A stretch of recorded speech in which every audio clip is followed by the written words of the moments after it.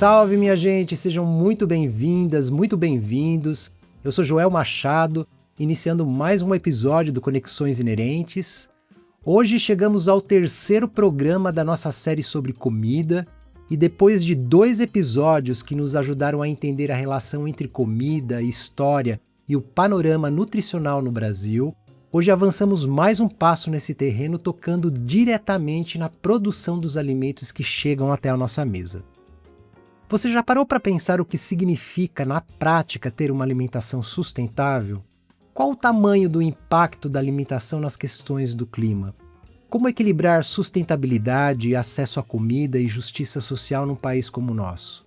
E qual o papel do agronegócio e da agricultura familiar no nosso sistema alimentar e as políticas públicas que envolvem esses dois mundos que nem sempre caminham juntas? Essas e outras questões vão estar na pauta do nosso bate-papo de hoje. E quem vai nos ajudar a ligar todos esses pontos é o Arilson Favaretto, um dos maiores especialistas do Brasil nessa área. Então, se você quer saber como tudo isso se conecta à comida que chega no seu prato, fica com a gente porque o Conexões Inerentes está no ar e o assunto hoje é sustentabilidade e sistemas agroalimentares.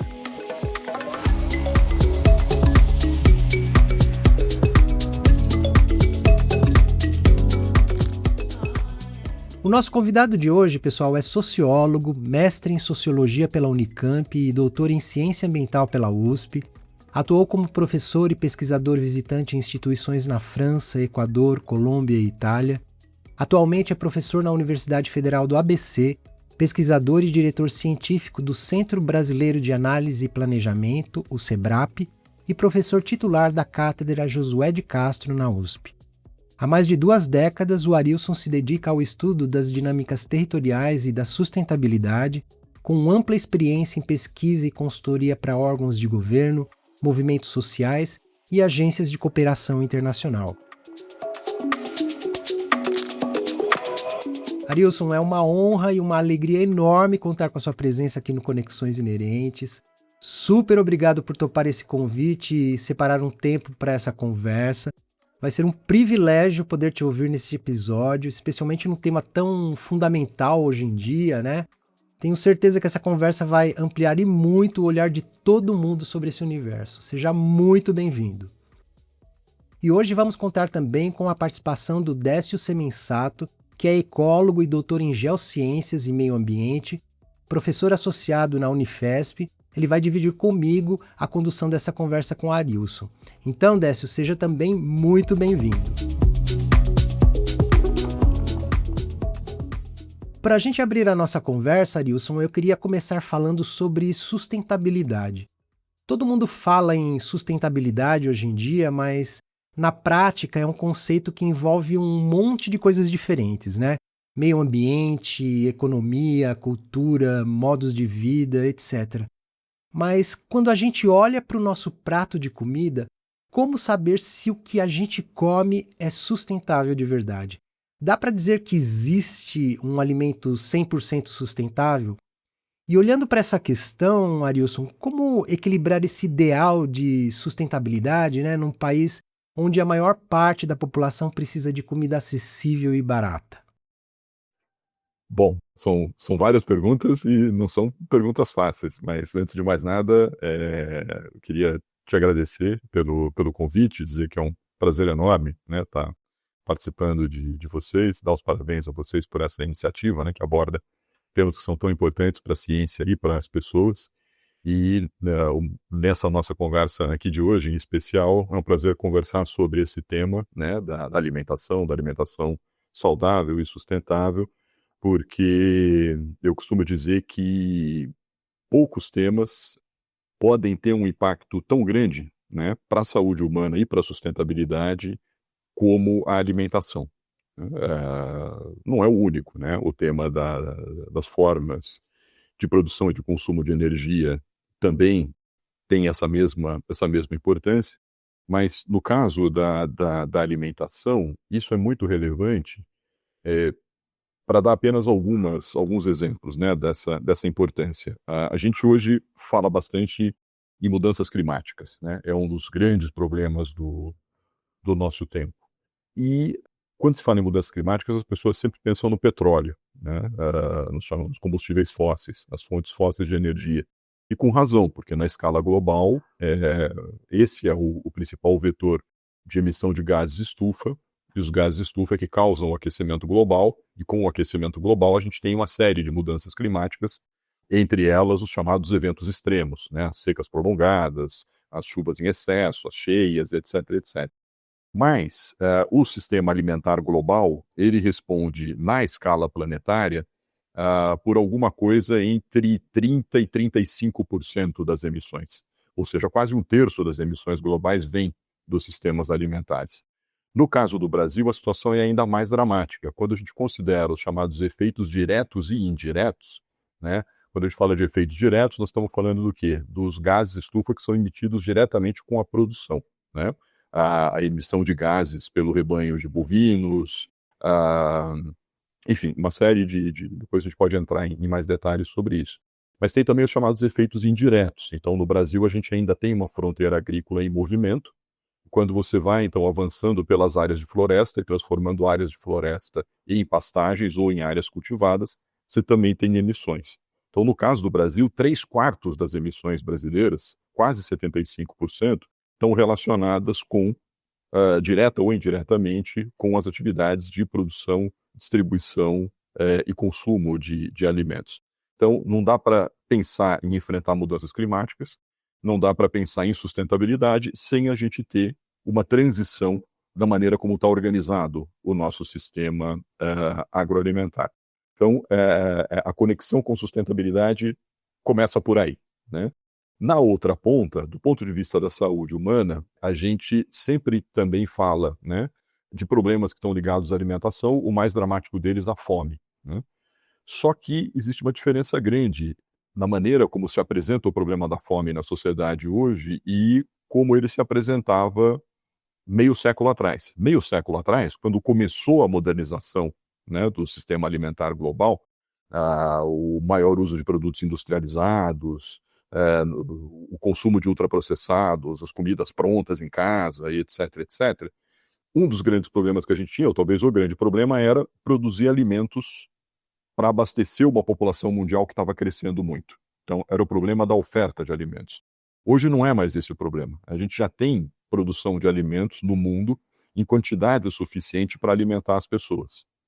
Aí alguém poderia perguntar, mas então por que ainda tem fome? Tem fome porque as pessoas não têm acesso aos alimentos.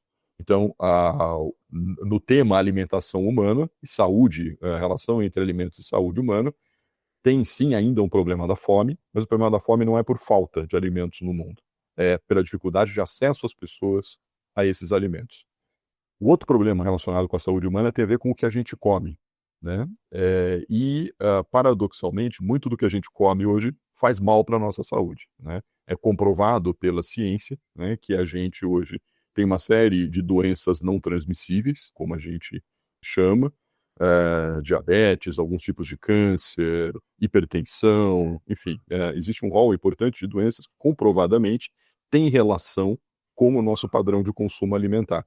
Nós estamos cada vez mais substituindo alimentos in natura, né, alimentos com baixo grau de processamento, né? O que são os alimentos com baixo grau de processamento? Os alimentos que passam por algum grau de mudança do seu estado natural, mas sem o uso tão grande de aditivos químicos, como a gente tem nos chamados alimentos ultraprocessados, né? Uma conserva é um alimento que passa por um processamento, mas não é um alimento ultraprocessado, por exemplo. Mas a gente ultimamente vem aumentando muito o nosso consumo de ultraprocessados e isso tem causado uma série de problemas para a saúde humana. Então, a primeira parte da resposta para essa sua pergunta vai um pouco por aí, né? A gente tem conexões muito evidentes da maneira como está organizado o sistema alimentar, da produção até o consumo, que tem impactos muito grandes para o meio ambiente e para a saúde humana. Aí a outra parte da tua pergunta é como fazer, né, para o cidadão comum, saber se ele está comendo um alimento saudável. Não é fácil, né? Não é fácil porque no mundo contemporâneo a gente não vive mais naquela sociedade em que antigamente, né, você conhecia o sujeito que entregava a comida na porta ou você encomendava, né, para o sitiante, etc, etc. Então isso já vem mudando. No caso, né, eu que estou aqui em São Paulo, né, isso vem mudando desde o final do século XIX, né? Aliás, se você me permite fazer uma sugestão, tem um livro muito agradável de ler, do Carlos Doria, que se chama A Culinária Caipira da Paulistânia, em que ele fala, né, o que é as origens da culinária dessa grande região que ele chama de Paulistânia, pega Minas Gerais, São Paulo, Goiás, pedaço do Paraná e etc., e de como os hábitos alimentares foram mudando ao longo do tempo. E ele já mostra que já na virada do século XIX para o século XX, quando São Paulo começa a se urbanizar, né, foi mudando o hábito, né, das pessoas se alimentarem. Né? Então já você começa a ter o papel dos atravessadores, as primeiras indústrias alimentícias vão surgindo, e tudo isso se intensifica muito mais recentemente, entre aspas, né, na virada do século XX para o século XXI.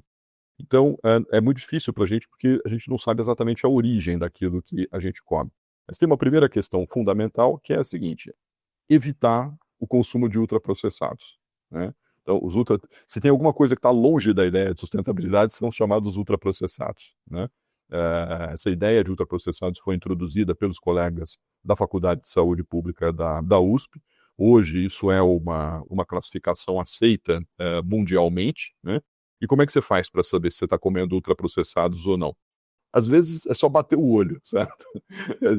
Tem aqueles alimentos que têm uma cor muito estranha, que tem enfim, mas um jeito mais correto é você olhar a embalagem, né? A Rita Lobo costuma dizer, né? Se você olhar a embalagem e tiver ali um monte de coisa que você não sabe o que é, certo? Aqueles fórmulas e um monte de coisa que não é comida, aquilo é ultraprocessado, certo? Aquilo não é exatamente comida, não é, como ela gosta de dizer, comida de verdade, né? E aí o problema não é só que você está ingerindo uma série de substâncias que não são comida e que se passam por comida, né?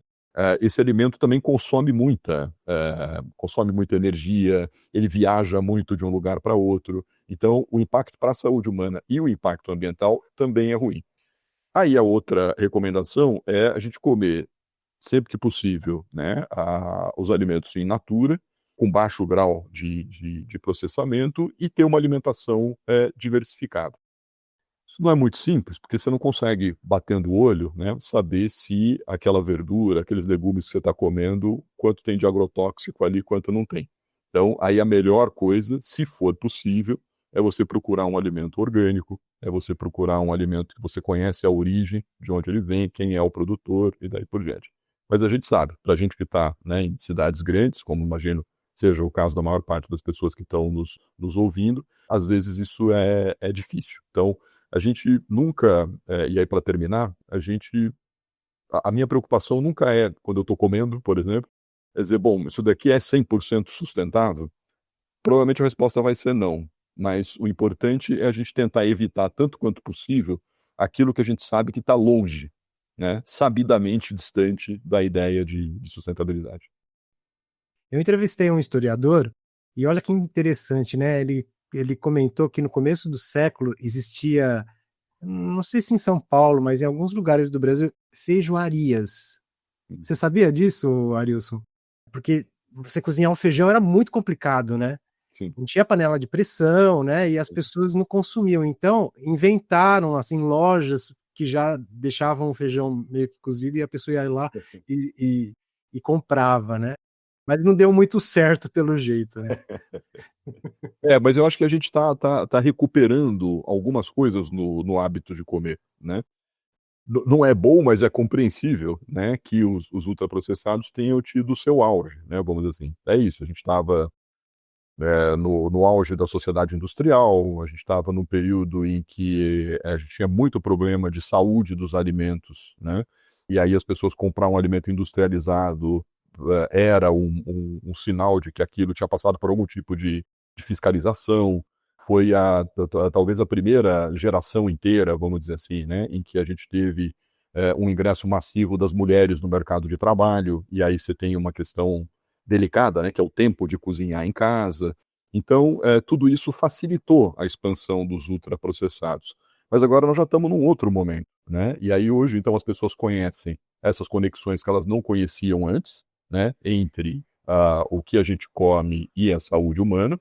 Claro, as pessoas sempre souberam que tem um vínculo, né, mas os efeitos dos ultraprocessados vão sendo mais conhecidos agora nas décadas recentes. Vão sendo criadas também soluções, né, para que você use melhor, né, o tempo em casa para preparar alimentos. A oferta de alimentos, né, mais sustentáveis também tem aumentado agora recentemente, então é algo paradoxal. Ao mesmo tempo em que você tem, né, a expansão dos ultraprocessados, há também uma busca do setor agroalimentar por tentar atingir uma camada que é crescente de consumidores, que começa a se preocupar cada vez mais com o que está comendo, e há então também aí uma certa valorização. Aí eu acho, inclusive, que essa onda toda, né, de programas de TV relacionados com culinária e etc., tem um papel nisso. Não estou falando da tal da gourmetização, né, como se menciona às vezes, que aí também vai um pouco para uma coisa, às vezes, quase exibicionista e etc. Mas algumas dessas pessoas, né, não sei se é o caso de chamar todos eles de influenciadores, mas eles exercem uma influência, né, chefes de cozinha, as pessoas que conduzem alguns desses programas de TV, não são todos, mas eles trouxeram uma revalorização, né, do hábito de comer. Né? Não é só uma questão de ingerir X calorias, mas você tem a dimensão nutricional, você tem a dimensão convivial e você tem uma dimensão cultural, né? Então, a gente tem restaurantes, a gente tem as pessoas entre amigos, né? Começam a recuperar receitas, produtos que alguns estavam, inclusive, abandonados, a banha de porco, enfim, certas variedades de legumes, etc, etc. Então, tudo isso eu acho que é importante, né? Tudo aquilo que vai na direção da diversificação tem um valor, me parece. Salve, salve, Joel, salve, salve, Arilson. Uma satisfação estar aqui, porque eu tenho até a seguinte questão: eu sou um ouvinte que virou um entrevistador nesse episódio especial, então eu estou bastante honrado de estar aqui e com o convite do Joel para falar com o Arilson. Bom, nessas duas primeiras respostas, o Arilson deu um preâmbulo que ele tocou vários assuntos e a gente vai explorar eles em um pouquinho mais de detalhe, né, nas perguntas aqui na conversa que a gente vai fazer a seguir. E, Arilson, eu queria até tocar nessa questão da sensibilidade, da sustentabilidade, aliás. Quando a gente fala da alimentação, a gente olha muito para a produção dela e o consumo, mas tem um detalhe importante. Por exemplo, hoje no mundo, um dos grandes problemas que a gente enfrenta de poluição é por conta de plástico. E a gente ouve os microplásticos. Eu especialmente trabalho com os microplásticos em pesquisa, né? Então eu estou vendo plásticos que são originados de embalagens de alimento. E dos resíduos plásticos, realmente os de uso único estão muito associados com o processo da alimentação, desde a produção ao consumo, e eles estão em todos os lugares do mundo. A gente agora vê até incorporados no tecido humano. Então fica uma questão assim que eu queria colocar aqui para você na nossa conversa. Como nós, assim, cientistas e cidadãos, como que a gente poderia lidar para amenizar essa questão da poluição plástica causada pela alimentação, associada à alimentação? E será que a indústria do alimento ela está ligada nesse assunto de que ela também causa poluição plástica? Uhum. Bom, em primeiro lugar, também, boa noite, é um prazer, Décio, também estar conversando com você. Obrigado pela tua pergunta. Foi interessante você trazer essa questão do plástico, porque a gente começou, né, na pergunta anterior, né, falando de emissão de gases de estufa. Eu tenho enfatizado muito nas coisas que eu tenho produzido agora recentemente, que um dos principais desafios que a gente tem quando a gente fala em sustentabilidade no sistema agroalimentar é justamente entender que há uma sensibilidade grande, e talvez se a gente tivesse que, não vou dizer hierarquizar, mas dar visibilidade, digamos assim, para os temas que são importantes para a agenda ambiental contemporânea, aquecimento, né, e emissão de gases de estufa tem uma dramaticidade enorme. Mas esse não é o único impacto do sistema agroalimentar sobre a natureza. Alguns anos atrás, eu não vou me lembrar agora a data exata, mas nós estamos falando de alguma coisa como uns 15 anos atrás, um dos mais importantes cientistas ambientais do mundo, chamado Johan Rockström, não sei se eu estou pronunciando corretamente o sobrenome dele, mas ele publicou, junto com outros colegas, um texto que se tornou um dos mais influentes e que se chama Os Limites Planetários, né, ou Os Limites do Planeta. E ali eles justamente elencam, né, um conjunto de domínios, né, são 9, se eu não me engano a minha memória aqui, os limites do planeta, que são fronteiras, né, que já estão sendo ultrapassados pela ação humana em um conjunto de domínios críticos, né. Um desses domínios críticos envolve, né, mudanças climáticas e causada por emissão de gases de estufa, mas um outro muito importante, né, que também já está sendo ultrapassado, é o que eles chamam de novas entidades, né? E o que são essas novas entidades? São substâncias, são partículas, são materiais, né, que não existiam originalmente na natureza e que a ação humana vem despejando na natureza. E esse é o caso dos plásticos, né? A maior parte, né, do que a gente tem hoje de plásticos, né, eles são plásticos que demoram um tempo para serem incorporados, o processo de biodegradação, né, na natureza, e isso vem tendo um impacto enorme, né, nos ecossistemas e, como você disse, no próprio corpo humano, né. Recentemente, você sabe disso melhor do que eu, né, foram publicados vários estudos mostrando a proporção alarmante de micropartículas de plástico no cérebro humano e até em bebês recém-nascidos. Então, isso é algo simplesmente chocante. E há outros, né, que a gente poderia mencionar. Então, o Brasil, por exemplo, é um dos países que mais consomem agrotóxicos no mundo. Então, a gente despeja nitrogênio e fósforo na natureza numa quantidade e numa velocidade superior àquela que a natureza tem para completar, né, o que a gente chama de ciclo, né, dessas substâncias. Então, a gente tem uma série de efeitos, né, e a produção de plástico, sem dúvida nenhuma, é uma delas. E aí nós temos um problema nas duas pontas, né?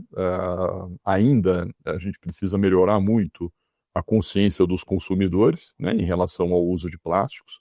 Tem várias coisas no nosso dia a dia que podem ser feitas, né, e que podem melhorar isso, tanto dando preferência para outros materiais, que não o plástico, para o transporte e para o armazenamento de alimentos. Há uma série de coisas que a gente pode e precisa fazer relacionado com a nossa gestão de resíduos, com o descarte, né? A gestão de resíduos também é um problema muito importante, não é só a produção que tem impacto ambiental. No caso da indústria, eu diria que o que a gente observa é que há um movimento muito ambíguo. Isso não diz respeito só aos plásticos, diz respeito também ao próprio tipo de alimento que é produzido, né? Então, hoje, o que acontece na indústria de alimentos? A indústria de alimentos já percebeu duas coisas. Em primeiro lugar, a indústria de alimentos já percebeu que esse modelo ele tem muitos problemas de sustentabilidade, né? Então, setores importantes, você praticamente não tem hoje indústria que não tenha uma área dela que é dedicada à prospecção de tecnologias e de mercados que busquem internalizar a dimensão ambiental, né? Tecnologias menos agressivas, mercados de nicho que se preocupam mais com a questão ambiental, enfim, com o que está sendo consumido, em como é produzido o que se consome, etc, etc. Qual é o problema? O problema é que a maior parte das indústrias, elas têm agregado isso, elas não têm substituído práticas. Então, tem um jargão que a gente usa, né, na comunidade das pessoas que pesquisa e que atua sobre esses temas, e dizem são as soluções de tipo e não de tipo ou. Ou seja, você agrega uma linha de produtos chamados de sustentáveis, mas você não deixa de produzir os que não são sustentáveis. Você continua produzindo aquilo. Então, por isso que eu disse que é paradoxal, porque tem uma tensão crescente, mas também tem um impacto negativo crescente ao mesmo tempo. Então, são duas coisas que você poderia dizer, não, mas isso não é contraditório? É contraditório, e isso sinaliza, no meu modo de ver, um momento de transição, porque produzir as coisas da maneira como se produz hoje, com o passar do tempo, vai começar a se tornar cada vez mais caro, em primeiro lugar, certo? Vamos dar um exemplo aqui dos agrotóxicos, ou o outro que talvez seja ainda mais fácil de entender, que é o do uso de antibióticos na produção de animais, na criação de frango, suínos, etc. Eles são criados de maneira confinada, né? Você coloca milhares de animais numa mesma granja, etc. Isso facilita a propagação de doenças, certo? Porque você também tem pouca variedade genética entre esses animais, então uma coisa que afeta um vai afetar todos. E aí como é que você controla isso? Usando cada vez mais antibióticos. Qual que é o problema de você usar cada vez mais antibióticos? Você vai desenvolvendo nos animais a resistência a esses produtos, a resistência antimicrobiana e tudo mais. Então você tem que usar cada vez mais antibióticos para poder controlar algumas doenças. Ora, quando você usa cada vez mais, seu custo está subindo. No caso dos agrotóxicos é a mesma coisa. Quer dizer, como você tem hoje lavouras que são totalmente padronizadas, né? Então o que acontece? O que acontece de problema com uma planta vai acontecer com todas. Então você também tem pouca variedade. Isso torna as lavouras mais expostas, né, a insetos, fungos, enfim, coisas que vão fazer mal para a saúde dessas plantas. Então você vai e usa agrotóxicos. Aí você vai desenvolvendo a resistência nesses organismos que atacam as plantas. Tem que usar cada vez mais agrotóxicos. A mesma coisa vale para o fertilizante do solo. Então o que tem acontecido, o que a gente tem visto é que os custos de produção, nessa maneira convencional, eles tendem a subir. Então as indústrias também vão procurando alternativas, né? Do lado dos consumidores também. À medida em que, aumenta a renda das pessoas, à medida em que as pessoas têm mais informação e mais conhecimento sobre o que significa ela comer certos produtos, ela vai tentando, na medida do possível, mudar de hábito, né? E aí ela vai procurando os outros produtos. Então, nós estamos vivendo, no meu modo de ver, uma situação de transição. Isso vale para os plásticos também. Então, eu acho que a gente ainda está num momento muito crítico nisso, né? O que as empresas, as indústrias fazem é muito, muito, muito pouco perante o tamanho do problema que a gente tem, mas a gente vê sinais de uma mudança de comportamento. O problema é que, os sinais que a gente vê, eles são muito lentos, e 2, eles são muito ambíguos, eles são muito erráticos. Porque é isso que eu disse, né? As novas práticas convivem com as velhas práticas e as velhas práticas têm predominado.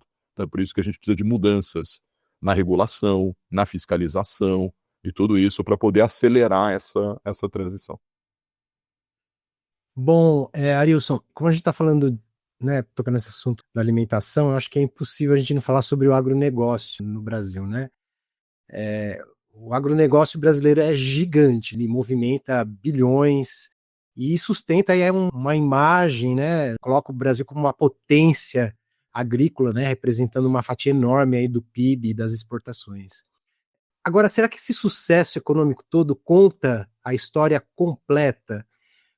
A gente ouve, né, que o Brasil é o celeiro do mundo, mas será que o Brasil é celeiro para o seu próprio povo? Né? Como esses grandes números da agroindústria, né, dialogam aí com a distribuição de comida e segurança alimentar dos brasileiros? Uhum.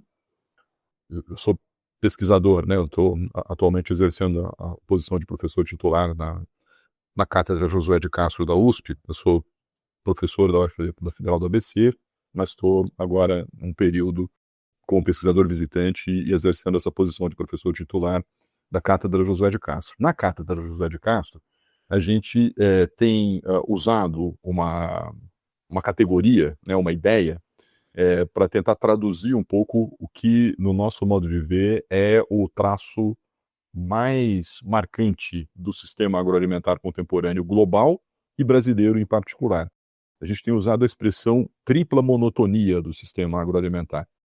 Em primeiro lugar, por que tripla? Né? Porque a gente está falando de 3 dimensões fundamentais. Então, quando a gente fala de sistema agroalimentar, nós não estamos falando só da produção de soja ou da produção da cana, nós estamos falando de tudo aquilo que é produzido e consumido na alimentação humana.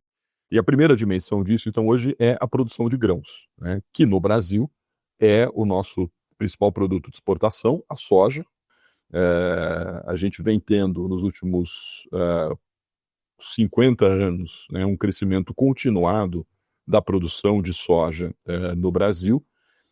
É a lavoura que mais ocupa, né, as áreas cultivadas no Brasil atualmente. Se estende, né, do Rio Grande do Sul, passa por, né, uma parte do Sudeste e quase todo o Centro-Oeste já chega, né, às bordas da Amazônia e do Nordeste, né, na região chamada Mato Piba. Eu não sei se vocês já tiveram oportunidade de viajar por algumas dessas regiões, mas se você viaja Por exemplo, fiz muita pesquisa nessa região do Mato Piba, ali da fronteira do Maranhão, Tocantins, Piauí e Bahia.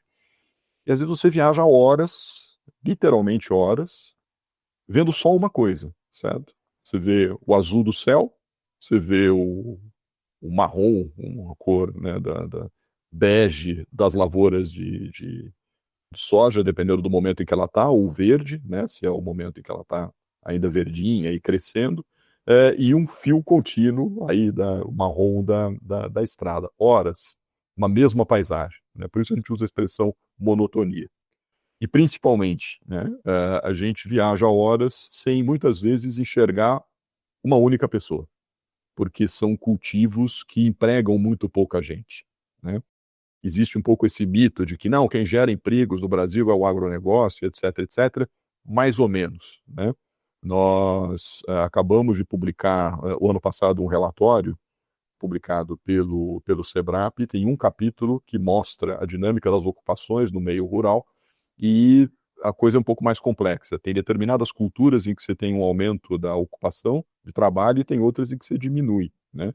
Mas no total, né, você vem diminuindo o número de pessoas que trabalham na agropecuária brasileira. Entre os 2 últimos censos agropecuários, a gente perdeu 1 milhão de postos de trabalho. Se você for aqui pelo interior de São Paulo, não é a soja, mas é a cana. Mas vai acontecer exatamente a mesma coisa. Depois que você passa ali de Campinas, você pode ir até Minas Gerais, lá, a região do Triângulo Mineiro, você só vai ver cana, certo? Esses dias atrás eu fui visitar um amigo em Santa Fé do Sul, lá quase na fronteira com o Mato Grosso do Sul. Então eu fui na direção noroeste, né? É isso, saindo de Campinas, cana, cana, cana, cana, cana, até a fronteira lá. E eu fiz o exercício de ir contando quantas pessoas eu via trabalhando. Você conta nos dedos de uma mão. 400 quilômetros, certo? Então, essa é a monotonia, né, das lavouras. Hoje, 40% de todos os grãos que são produzidos no mundo não vão para a alimentação humana, vão para a alimentação animal. Então, é a soja, às vezes é o milho, do qual você vai produzir a ração que alimenta os animais.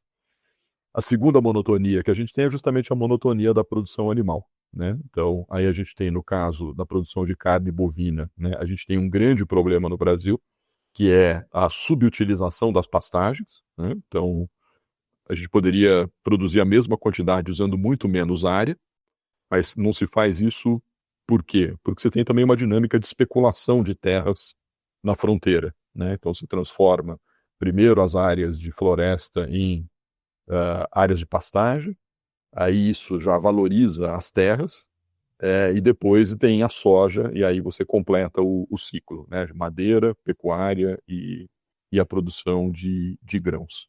E hoje, arredondando um pouco, 8 em cada 10 toneladas de soja que o Brasil produz vão para a China. Então a gente também tem um outro problema aí, que é a dependência de um único mercado, né? Se acontece um soluço na economia chinesa, isso vira um vendaval aqui na economia brasileira. E a terceira forma de monotonia é a monotonia do consumo alimentar. Então, aquilo que a gente mencionava agora, o uso de processados e etc, etc. Hoje, o motor, digamos assim, né, tanto do agronegócio brasileiro como do sistema agroalimentar global, é essa monotonia, né? E é essa monotonia que, né, desde o começo da nossa conversa, a gente vem aqui mencionando que ela tem, então, problemas do ponto de vista ambiental, do ponto de vista da saúde humana, e agora nós podemos agregar aqui um terceiro ainda, que é o problema econômico, porque isso torna a economia brasileira muito mais vulnerável do que se nós tivéssemos uma economia diversificada, certo? Não é muito recomendável a gente fazer analogias entre a economia doméstica e a economia do país, mas eu vou cometer o desatino aqui, né? É mais ou menos como você imaginar uma situação de uma família em que você só tem uma pessoa trabalhando, certo? Em uma atividade. Se essa pessoa perde o emprego, perde o trabalho, acontece alguma coisa, a economia da família inteira está arruinada até que isso se resolva.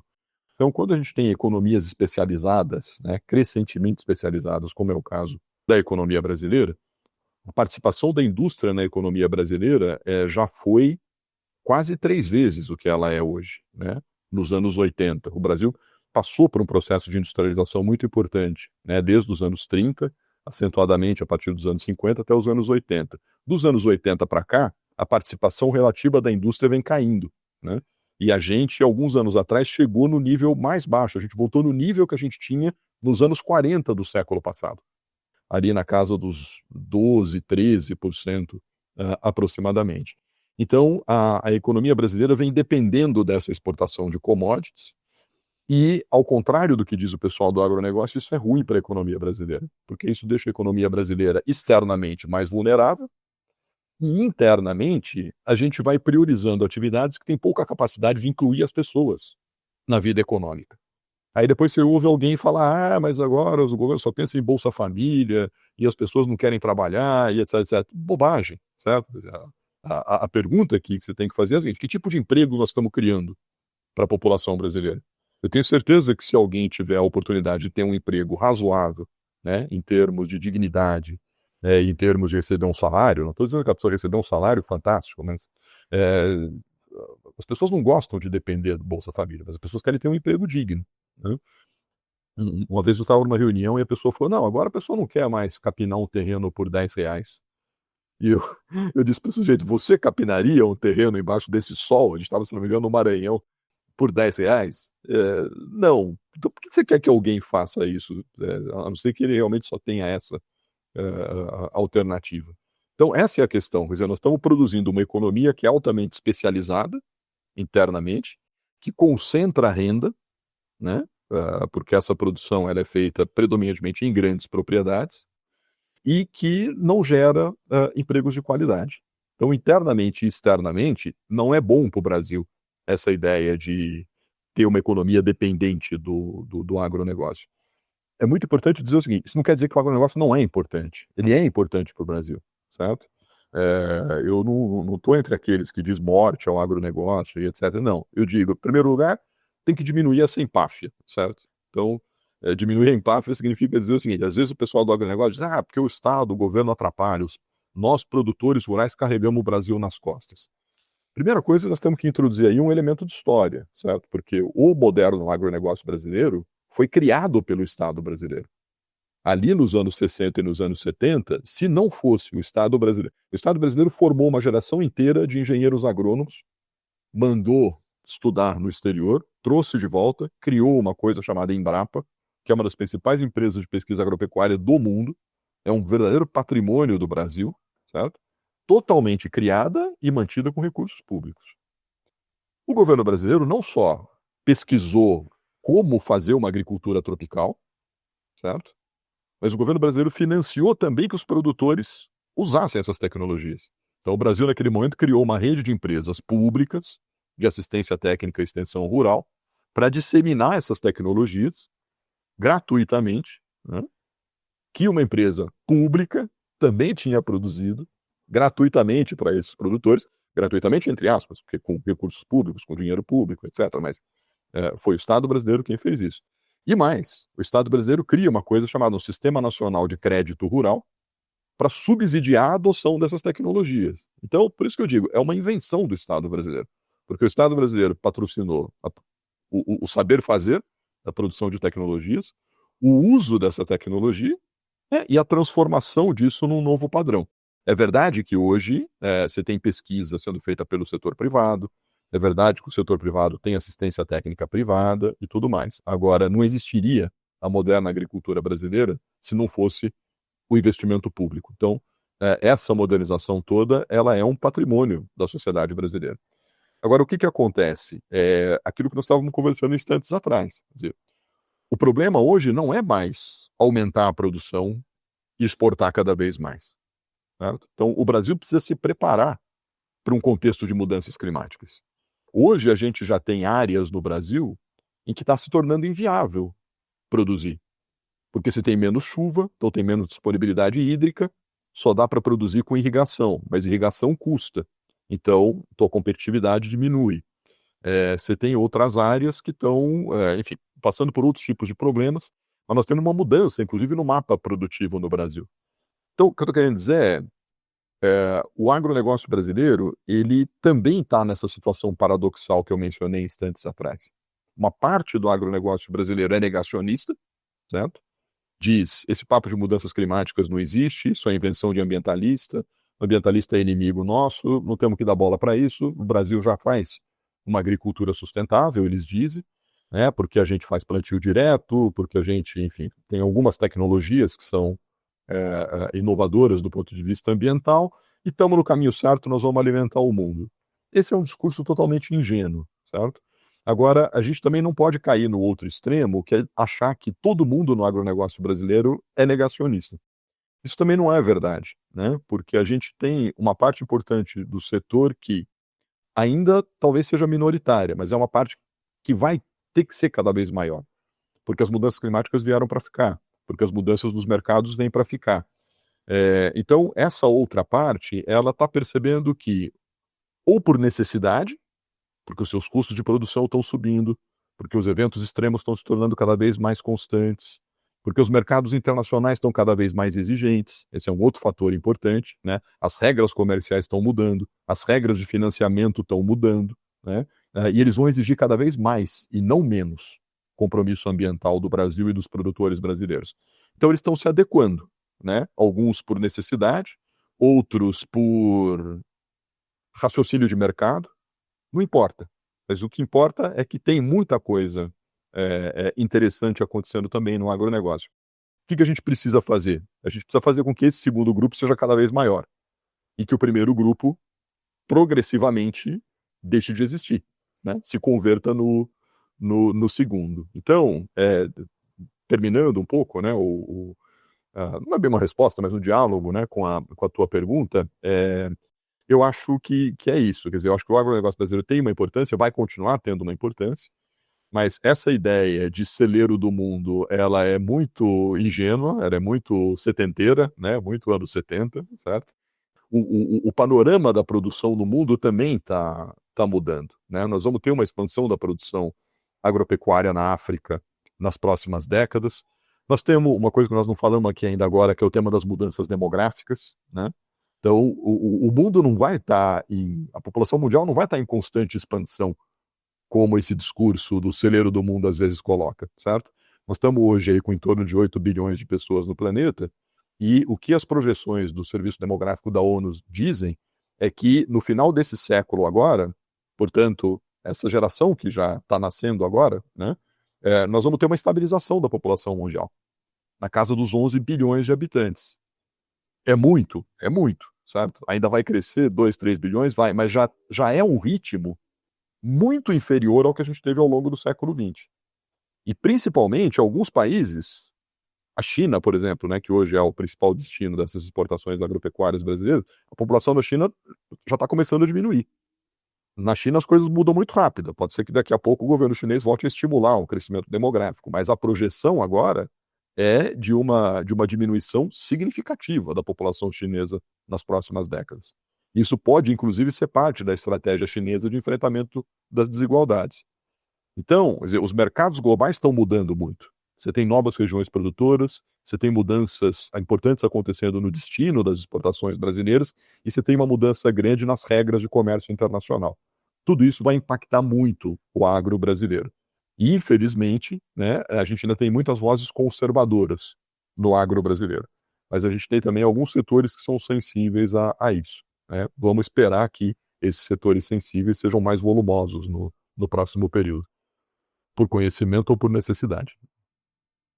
Arilson, você falou das mudanças climáticas, a gente vai voltar daqui a pouco nesse assunto também, mas eu vou aproveitar até esse fim, essa segunda parte, né, da tua resposta, mais para o fim, ainda em contraposição a esse agronegócio, a gente tem aqui no Brasil uma marca, quer dizer, uma atividade muito significativa que é a agricultura familiar, né? Então, a agricultura familiar, segundo dados do IBGE, responde aí por 77% dos alimentos que a gente consome no dia a dia, né, na nossa mesa, e sustenta aí 70% da população rural. Então, ela não é necessariamente a área lá do grande negócio, mas a maior parte da população rural está empregada na agricultura familiar. Eu conheço alguns agricultores familiares que eles reclamam até da mão de obra, sabe, de conseguir mão de obra para atuar com eles. Nos últimos tempos não tem sido fácil. Talvez a questão dessas mudanças demográficas e econômicas, sociais, que você comentou. Agora, na prática, a agricultura familiar parece não ter o mesmo nível de importância na política, no financiamento, que o grande agronegócio, porque tem falta de crédito. A gente está enfrentando um momento desse, né, de falta de crédito. Para exportação, é uma competição desleal com essas grandes, enormes empresas, conglomerados do agronegócio. Então, assim, na sua análise, por que um setor que é tão estratégico para a segurança alimentar, que é muito mais diversificado em termos de produção de alimentos do que o grande agronegócio, ele segue relativamente marginalizado nas políticas públicas, né? E se a gente comparar com o agronegócio, será que a agricultura familiar se aproxima um pouco mais dos princípios de um modelo sustentável, do ponto de vista ambiental, social, econômico? Então, o que a gente tem aí de barreiras, de gargalos, que impedem que a agricultura familiar atinja aquele potencial que ela pode atingir no nosso país? Olha, tem várias camadas, né, de questões aí nessa sua pergunta. Por isso que a conversa é boa, né? Quando tem pergunta boa, a conversa rende. Veja, primeiro, eu não sei se todo mundo que está ouvindo a gente está acostumado, né, com essas formas de classificação. Então vamos lembrar isso, né, que pelo menos desde os anos 90 no Brasil, a gente organiza as políticas públicas e inclusive a produção de dados sobre o rural brasileiro, fazendo uma primeira grande separação, né, entre aquilo que a gente chama de agricultura patronal, ou alguns vão chamar também de agricultura empresarial. Eu não gosto muito do termo, não vou entrar em detalhes agora aqui por quê, mas na origem a gente chamava assim, né, agricultura patronal, né, que é agricultura ou de grande porte, ou agricultura que depende muito do emprego assalariado, né, de muitas pessoas, e de outro lado, o universo do que a gente chama de agricultura familiar, que antes disso se chamava de pequenos produtores, ou ainda antes disso de camponeses e etc, etc. Então, nós estamos falando de unidades menores, né, de até 4 módulos fiscais. Aí é complicado, porque em cada região o módulo fiscal tem um tamanho, mas, enfim, são unidades menores de produção, na qual predomina, não é que é exclusivo, mas predomina a gestão e o trabalho dos membros da família, né? Isso é uma situação típica dos sitiantes, enfim, é isso. E lá nos anos 90, quando se criou essa distinção, ela estava apoiada num diagnóstico da agricultura brasileira. E esse diagnóstico dizia o seguinte: todas aquelas tecnologias que foram produzidas lá nos anos 70 pela Embrapa, disseminadas pelo sistema de assistência técnica e tudo mais, elas não eram adaptadas para esses pequenos produtores. Elas eram dirigidas para as grandes fazendas, né? Você imaginava que com o tempo essas grandes fazendas iam engolir, vamos dizer assim, certo? Esse universo, né, das propriedades de pequenos agricultores, ou como se chamou depois então de agricultura familiar. Lá nos anos 90, aqueles que têm cabelos brancos aqui como eu vão se lembrar, o Brasil estava vivendo uma crise financeira grande, né? Os anos 80 foram um período de crise de financiamento da economia brasileira, e foi produzido naquele momento um estudo que mostrava o seguinte: olha, tem uma parcela aqui de estabelecimentos agropecuários no Brasil que eles produzem por hectare, né, por unidade de área, tanto quanto as grandes propriedades, as grandes fazendas, sem apoio quase nenhum, certo? Porque o crédito não é para eles, as tecnologias não é para eles. Então, se a gente tiver uma política para esse universo, eles podem dar uma contribuição grande para a economia brasileira, né? Eles podem produzir bastante com pouco investimento, com pouco gasto público, e com uma vantagem adicional, né? Que eles, nesses estabelecimentos, pequenos estabelecimentos, se emprega mais gente, porque você emprega os membros da família, você, enfim, não são tão tecnificadas, você não usa grandes colheitadeiras, enfim, aquela história toda. Então se criou uma política que existe até hoje, que é o PRONAF, Programa de Apoio, né, de Valorização da Agricultura Familiar, que é uma política muito bem sucedida, porque você veja, ela atravessou os governos Itamar Franco, Fernando Henrique, Lula 1, 2, Dilma 1,5, passou inclusive pelos governos do Temer, do Bolsonaro, e ainda existe agora no governo Lula 3. É raro, né, isso no Brasil, isso é uma política pública que atravessa tanto tempo assim. Só que o que foi acontecendo com o passar do tempo, né? Essa política pública, então a gente tem políticas públicas para a agricultura familiar no Brasil, mas tem alguns problemas. Então, o primeiro problema é que todo ano, daqui a pouquinho, né? Nós estamos em abril, daqui a final de abril, daqui a 2 meses, vai ser lançado o Plano Safra. Todo ano, o governo lança o Plano Safra, que é o conjunto de medidas para apoiar a agricultura brasileira. E o governo lança também um Plano Safra da agricultura familiar. Então, vocês vão ver, sabe o que vai acontecer? O montante de recursos para um é muito, muito superior ao que você tem para o grupo da agricultura familiar, né? Então, alguém dirá, né, não, mas tem que ser assim, porque o volume da produção na grande propriedade, quando você soma todas elas, é maior do que o volume do que você produz na agricultura familiar. No total, é. Por quê? Porque você tem, como você mencionou, né, a maior parte dos estabelecimentos agropecuários do Brasil são de agricultura familiar, mas eles usam a menor parte das terras. Então, claro, quem ocupa a maior parte das terras vai produzir mais. Agora, se você olha a produção por hectare, ela é muito similar. Então, não é verdade que a grande produção, por ser grande, produz mais do que a agricultura familiar. Ela produz mais porque ela tem mais terra e ela tem mais incentivos. Então, se você desse mais, eu não estou nem dizendo de equalizar, mas se você desse mais apoio para esse segmento da agricultura familiar, você melhoraria, né, certamente a inclusão social, porque você está gerando uma renda que ela já é gerada de maneira mais distribuída. Uma coisa é você produzir, sei lá, 100 mil hectares de soja em uma propriedade. Outra coisa é você produzir essa mesma quantidade em centenas de pequenas propriedades. Você está distribuindo renda na forma de produzir. Ao final, é o mesmo montante de soja. Certo? São os mesmos, as mesmas toneladas de soja produzidas, exportadas, etc. e tal. Mas se você produz isso na agricultura familiar, você distribui a renda. O segundo problema é, eu usei aqui o exemplo da soja, porque eu estou falando da exportação e do valor das exportações brasileiras. Mas é verdade que na agricultura familiar brasileira tem muita controvérsia sobre esse número de 70%, 70, 77, etc. Mas não importa se é 70, se é menos, etc. É reconhecidamente a diversidade da produção na agricultura familiar é maior. E tem muitos gêneros que a gente depende, a gente deveria consumir mais, que só são produzidos ou são produzidos predominantemente pela agricultura familiar. Então, essa é uma primeira camada do problema, né? Aí uma parte da tua pergunta era, por que isso é assim? Né? Então, eu acho que existe uma razão ideológica e uma razão política, né? A razão ideológica é essa ideia do big is beautiful, de que o que importa são as exportações, de que o Brasil é o celeiro do mundo, de que o agro é pop, o agro é tudo, o agro etc, etc, etc. Então você tem uma ideologia pró-grande, pró-agro, pró-exportações e etc., que no meu modo de ver engana, né? Não é que não é importante, mas ela engana, quer dizer, ela não mostra tudo, né? Então todos esses problemas que nós mencionamos instantes atrás, fragilidade da inserção externa da economia brasileira, os riscos da especialização, os impactos ambientais, etc, etc, tudo isso fica escondido nessa imagem do grande, etc e tal. Não pode ser assim, né?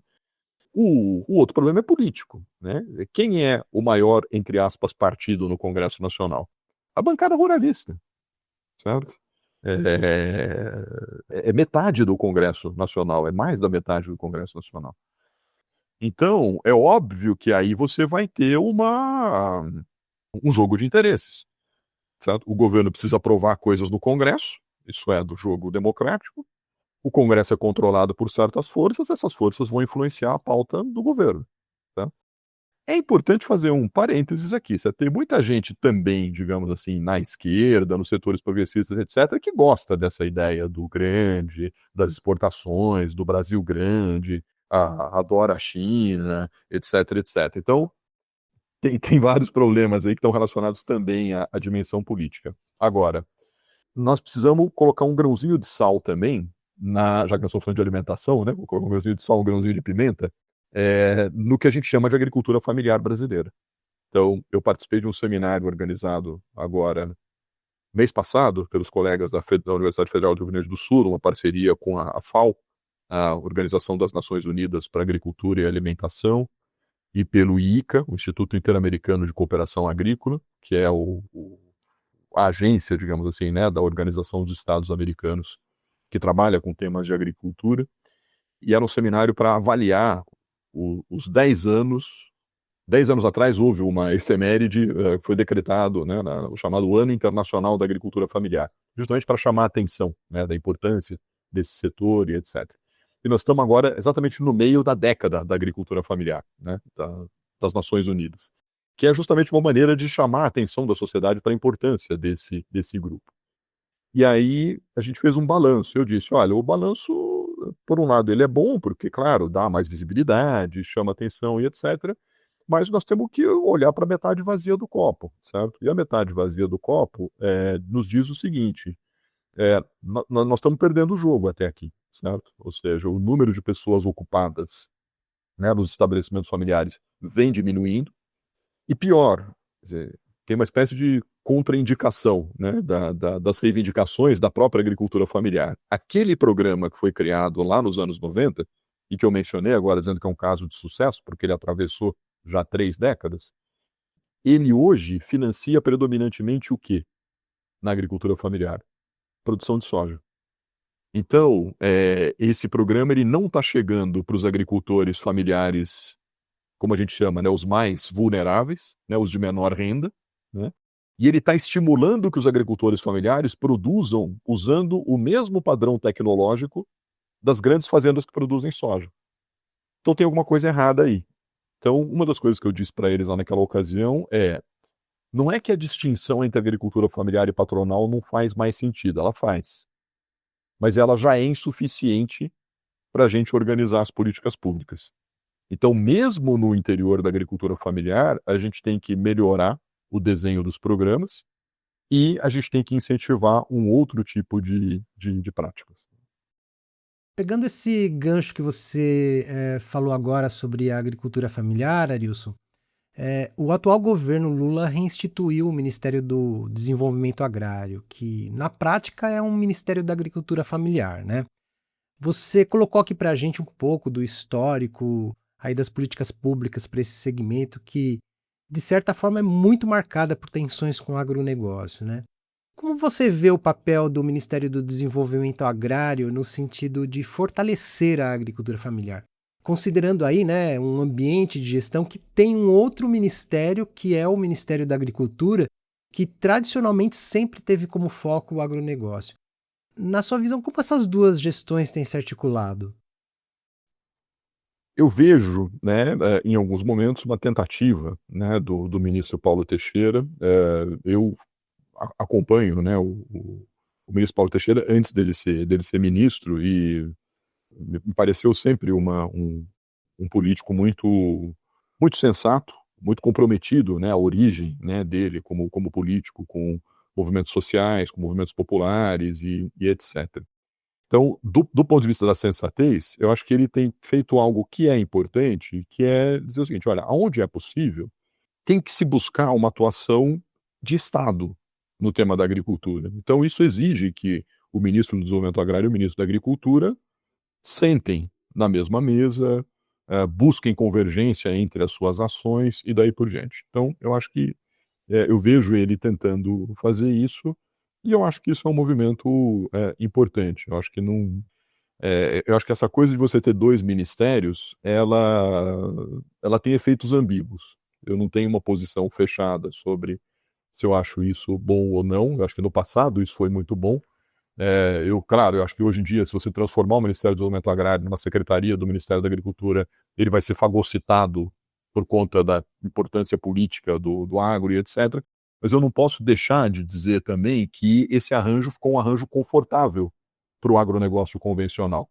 Porque aí é quase como se o agronegócio convencional, usando uma caricatura aqui, me permitam, né? Quase como se já é o seguinte, deixa lá o Ministério do Desenvolvimento Agrário fazer os programas deles, certo? E a gente continua fazendo as coisas que a gente faz aqui sem ninguém nos incomodar, que a gente mude o que a gente faz. Então isso está dando origem a um modelo dual, cuja soma não dá um resultado positivo. Esse para mim é o grande problema, né, no desenho institucional geral do que a gente tem das políticas para o agro brasileiro hoje. Uma parte dos movimentos sociais fica feliz, porque, bom, eu tenho o Ministério do Desenvolvimento Agrário, que o ministro me recebe, tem programas voltados para mim, etc, etc. O ano que vem vai ter outro plano safra, a pergunta que eu vou fazer é, aumentou os recursos que eu tenho para esse meu programa? Se aumentou, tá bom, certo? Enquanto isso, o recurso para os programas lá do Ministério da Agricultura e para a agricultura convencional aumentaram muito mais. Então, o que você ganha aqui, você perde na soma geral do jogo, certo? Então, os impactos ambientais e os impactos sociais continuam sendo predominantemente negativos. Mas como? Se aumentou o recurso para o Pronaf, se criou programa para isso, programa para aquilo. O problema, para mim, é a soma de um conjunto de programas não dá uma estratégia, certo? E nós precisamos de uma estratégia de transição para o sistema agroalimentar brasileiro. Essa, para mim, é a questão que tem que ser colocada, né? Esse é o sentido do que a gente está tentando produzir de subsídios ou de incitações ao debate público a partir das pesquisas da cátedra nesse ano. O nosso foco é esse. Nós vamos lançar um policy brief cujo foco é por que o Brasil precisa de uma estratégia de transição do sistema agroalimentar. Estamos fazendo a mesma contribuição para o G20, presidido agora pela África do Sul, num outro policy brief que foi aceito por eles. Nós vamos publicar nas próximas semanas. E nós vamos lançar um estudo em agosto que se chama Caminhos para a Transição no Sistema Agroalimentar Brasileiro. E uma das mensagens é essa: a gente precisa superar a dicotomia entre as políticas para um segmento e para outro. Superar a dicotomia não significa dizer que não existem dois segmentos e que não é preciso políticas diferenciadas para os dois, mas significa dizer que a gente precisa ter uma estratégia de conjunto e que abranja esses dois segmentos. Então agora, Arilson, eu queria falar um pouquinho sobre os Objetivos de Desenvolvimento Sustentável da ONU, que tem a alimentação sustentável como uma das prioridades até 2030, né? Além de metas como acabar com a fome, promover a agricultura sustentável e reduzir desigualdades. Como você avalia o Brasil nesse caminho? A gente está avançando em direção a esses objetivos ou talvez criando novas contradições?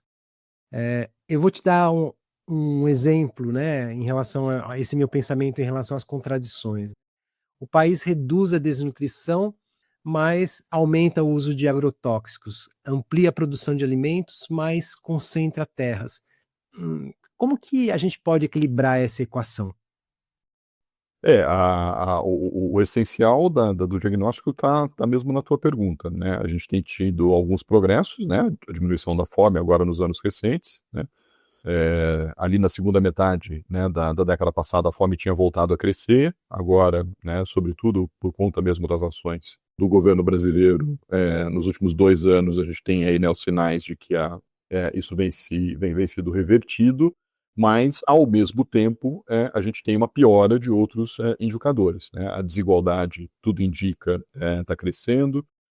A gente tem um aumento no consumo de ultraprocessados. Nós vamos publicar um estudo em agosto sobre os caminhos da transição no sistema agroalimentar brasileiro, e os primeiros dados que, né, justamente as colegas da Faculdade de Saúde Pública da USP reuniram nos mostram isso, que você tem uma ampliação do consumo de ultraprocessados com todos os efeitos que isso tem para a saúde humana. Então, eu acho que a principal maneira de enfrentar isso é tratando o tema da fome a partir de uma abordagem sistêmica, como nós estamos fazendo aqui nessa conversa, né? De mostrar que não é só uma questão de fazer com que as pessoas possam consumir, né, um mínimo de calorias, mas chamar atenção para a qualidade nutricional disso que as pessoas estão comendo, de chamar atenção para o fato de que a forma como se produz esses alimentos tem impactos econômicos e ambientais, e a partir daí exigir ou chamar a atenção da sociedade brasileira para que ela assuma compromissos, né? Os ODS são metas, né? Ou seja, para que se dê tanta atenção, né, às outras metas quanto a gente conseguiu dar recentemente para a erradicação da fome. Bem, você falou algumas vezes nas suas respostas sobre a questão das mudanças climáticas, e eu até gosto de falar assim, tem as mudanças ambientais. As climáticas estão incorporadas nessas ambientais porque elas envolvem mudança do uso da terra, as questões de relações sociedade e natureza, e a mudança climática, ela é reflexo disso também, né? houve um momento que a gente pensava assim, de uma questão da migração, principalmente por conta da seca, né, do pessoal que vinha do Nordeste para o Sudeste, fugindo da seca, pessoas que viviam da agricultura, e hoje a gente vê que isso está em todo o Brasil. As projeções de mudanças climáticas, elas indicam que certos lugares vão se favorecer para a produção de alimentos e outros não. Outros vão passar por dificuldades, inclusive no território brasileiro. Nós temos aí os refugiados climáticos e isso já é uma realidade. Em que medida que o setor de alimentos aí no geral consegue incorporar essas previsões de mudanças climáticas e o cenário para o nosso território aqui no Brasil para a produção de alimentos? Olha, eu acho que ainda de maneira muito incipiente. De novo, né, eu tenho sempre chamado a atenção para o fato de que a gente tem que olhar muito para as nuances internas, né, do setor agroalimentar. E aí isso vale para a indústria de alimentos, isso vale para o chamado agronegócio, isso vale também para a agricultura familiar. Então, claro, em alguns setores mais, né, na agricultura familiar, eu acho que você já tem uma sensibilidade, nas organizações da agricultura familiar, você já tem uma sensibilidade maior. Agora, quando a gente olha para o conjunto do setor e o tipo de reivindicação que se faz, você fala, opa, acho que eles ainda estão um passo atrás do que seria necessário. Eu vou dar só um exemplo. Você mencionou, né, o caso do Nordeste, que sempre foi um drama, né, secular no Brasil, né, as secas que sempre geravam, né, ondas de êxodo rural e etc, etc. Felizmente hoje isso já não é mais assim, a gente tem tido secas tão severas quanto, mas isso não tem causado um deslocamento tão grande de pessoas, porque você tem hoje uma rede de proteção social que faz com que essas pessoas consigam se alimentar, enfim, elas podem resistir um pouco melhor.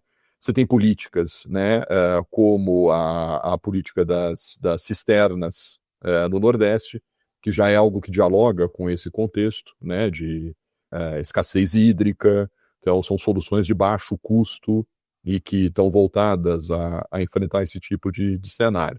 Mas você tem toda a razão de dizer, né, que no caso por exemplo, voltando a falar do Nordeste, você tem um problema de desertificação de muitas áreas, né, e aí isso torna muito mais complicado. E sim, você tem deslocamento de pessoas por conta desses problemas. Então, eu diria que no Brasil isso só já não é mais dramático porque a gente tem uma rede de proteção social que tem minimizado isso. Mas em outras regiões do mundo, né, na África, por exemplo, você tem tido deslocamentos massivos de pessoas por conta de problemas climáticos. Agora vamos para o outro extremo, vamos para o sul do Brasil, né? Todo mundo viu as tragédias, né, que aconteceram no Rio Grande do Sul no ano passado por conta das chuvas, as cheias, né? E uma parte da dramaticidade daquilo tem a ver, por exemplo, né, com, em primeiro lugar, é um reflexo das mudanças climáticas, dos eventos extremos. Agora, a dramaticidade dos efeitos de quando isso aconteceu no Rio Grande do Sul tem muito a ver também com as formas de ocupação e uso do solo ali, né? Então você tem situações nas quais agricultores plantavam quase que até a beira dos rios. Você tem situações em que você não faz mais curva de nível, que é uma técnica de plantio para você evitar, né, a perda perda do solo. Então, muitas dessas práticas que são recomendáveis justamente como formas, né, de minimizar eventos extremos, para usar a linguagem de hoje em dia, elas foram sendo abandonadas com o tempo. Bom, o que passou a ser a principal reivindicação depois? Seguro, né? E não uma mudança de práticas. Então, nós precisamos no Brasil urgentemente refazer instrumentos como, por exemplo, o zoneamento agrícola, que diz o que você pode plantar onde e de que jeito. A gente precisaria mudar, a gente precisaria adaptar, né, o ambiente institucional, né, de leis, de incentivos e etc. e tal para o agro brasileiro a um contexto de mudanças climáticas. As organizações do agro não estão reivindicando isso. Qual que virou uma das principais reivindicações recentes agora? E você tem a discussão, né, a aprovação da lei do seguro. É ampliar a cobertura de seguro. Olha, o que você está fazendo com isso e tal? Você só está aumentando o custo para a sociedade de efeitos de problemas que vão se tornar cada vez mais frequentes. Você não está atuando na causa dos problemas. Então, eu diria, nós estamos tendo sim já uma mudança do mapa, né, do mapa da produção. Em algumas regiões em que antes você fazia 3 safras, né, no caso aí do Centro-Oeste, por exemplo, você já não faz mais isso, por mudança no regime de chuvas. Você tem regiões que estão passando por processo de desertificação, e você tem regiões em que o problema das chuvas em excesso vai se tornar quase que regular. Então, isso muda o mapa da produção. E nós ainda não estamos dando a devida atenção para isso, para ajustar os nossos mecanismos, os nossos dispositivos institucionais a essa nova realidade. E sem dúvida, né, para terminar, tem uma dimensão do drama humano envolvido nisso, né? É certo que isso envolve, né, deslocamento de pessoas, né? Nós ainda não temos, pelo menos até onde eu saiba, né, mas a produção de conhecimento sobre isso também tem sido muito rápida. Eu admito que eu possa estar defasado, mas eu não conheço um bom estudo sobre isso, né, no caso brasileiro. Na escala internacional, a gente tem coisas. E vai ser preciso dar muita atenção para isso nesses dois domínios, né, no domínio do redesenho da produção e no domínio dos impactos disso para assentamentos humanos e para deslocamento de populações humanas. Arilson, a gente já está quase finalizando, mas antes de encerrar e você concluir, eu queria que você desse uma palavrinha sobre a COP30 que vai acontecer esse ano em plena Amazônia, né, com o mundo aí de olho no Brasil. Você acha, Arilson, que essa conferência pode trazer alguma perspectiva positiva em relação a promover sistemas alimentares que realmente combinem aí produção e sustentabilidade? O que você acha que a gente pode esperar dessa conferência, né, em termos de avanços nesse sentido? Pois é, nós estamos todo mundo com essa dúvida, na verdade, né? Nós estamos aí há praticamente 6 meses, arredondando um pouco da COP. Existe muita expectativa com essa COP, simbolicamente, porque ela acontece na Amazônia. Ela é presidida pelo governo brasileiro, que historicamente tem posições progressistas na governança internacional do clima, mas ela acontece num momento também delicado, né? Na esfera internacional, a gente tem o governo Trump e todo o ataque que ele está fazendo ao multilateralismo, à agenda climática global, e internamente o governo brasileiro também sofre pressões. E na diplomacia a gente sabe como são as coisas, né? Você sempre tem que se posicionar nos debates valorizando o que você tem de melhor. Então, até aqui, o governo brasileiro vinha dando muita ênfase a temas como desmatamento, bioeconomia, né, em que o Brasil, de fato, tem progressos a mostrar. Mas, como eu falei no começo da nossa conversa, o sistema agroalimentar brasileiro responde por 3/4 das nossas emissões.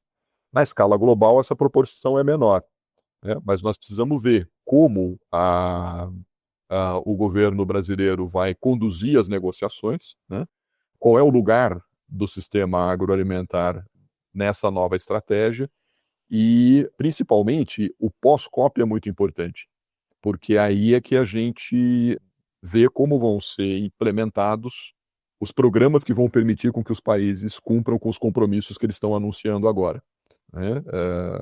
Esse é um momento importante, porque a gente está há 5 anos de 2030, né, que é uma data simbólica.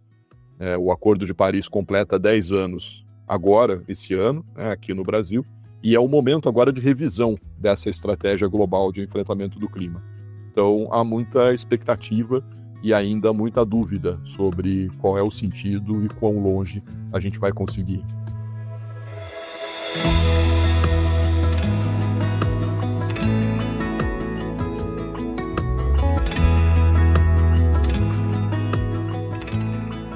Que conversa boa, né? Arilson, valeu demais por dividir o seu tempo, sua experiência e esse olhar tão amplo sobre um tema tão urgente e necessário. Foi realmente um privilégio te ouvir. E claro, obrigado também a você que nos acompanhou até aqui. E como vocês já sabem, na descrição do episódio vocês encontram mais detalhes sobre os trabalhos do Arilson, os livros que ele citou e outros links para quem quiser mergulhar ainda mais nesse universo. E se você curtiu, não esquece de avaliar o episódio, deixar um comentário ou compartilhar com alguém que vai gostar dessa conversa. Agora, na semana que vem, a gente segue falando de comida, mas agora com um sabor diferente. Vamos receber a chefe Mara Salles, do restaurante Tordesilhas, para falar de gastronomia brasileira, ingredientes do nosso território, tradições, memória e a beleza de transformar tudo isso em prato. Vai ser um papo delicioso no melhor sentido da palavra. Então já fica aqui o convite e acione o sininho aí no seu tocador para vocês não esquecerem. Eu fico por aqui, pessoal, mas a gente se encontra semana que vem. Super obrigado novamente pela escuta. Um grande abraço, valeu!